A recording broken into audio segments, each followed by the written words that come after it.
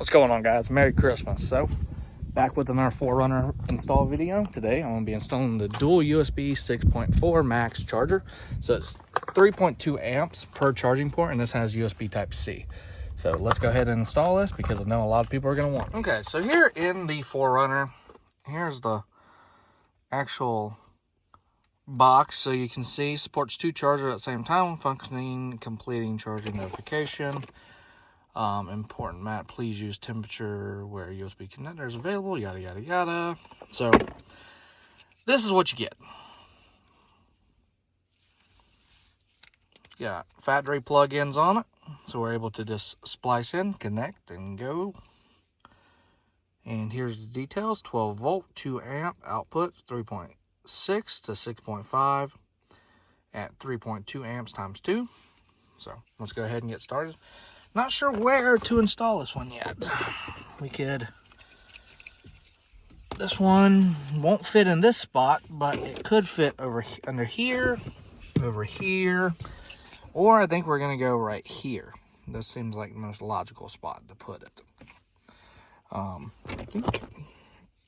Well, we have a quick charger in here, so we're not gonna do that. I think right here would be a perfect spot.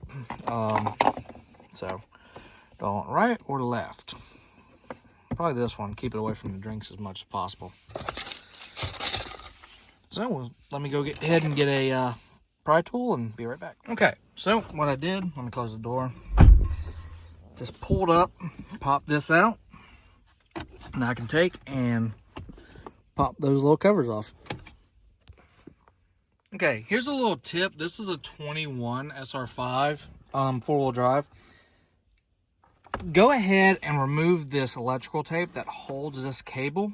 That way you can move this whole piece out the way a lot easier. We don't want to break the 4-wheel drive and get into it with your hand when it's taped up. Is kind of hard. So just remove that electrical tape and it comes right off. And now you have plenty of slack on that line. All right, next we're going to use a prying tool to pop this cover off. The easiest way is just to pop it down here on the sides and then around. You could disconnect all this and get it out the way. I'm just going to maneuver it just a little bit out the way so we can see what I'm doing. Now here is what we need. So if you have the optional, and I just broke this cover on accident. If you have the optional aux input right here, they're bigger and you can put the charging port right there. This one doesn't have it, unfortunately, and I've got to buy a new one of these, but I'll buy another dual charger for there. But we got to get to the cigarette lighter and the connector for that to plug it in. Okay, so there's 2 10mm Phillips head. You don't have to remove them, but I removed them just for this video so y'all can see. Unplug the cigarette lighter port, and now we're going to plug in this T-harness into it. So male to female, female to male.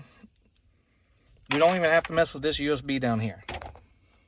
Okay, so what I did was I removed this little trim tool at the bottom down here. This comes out. Now I can run my wire up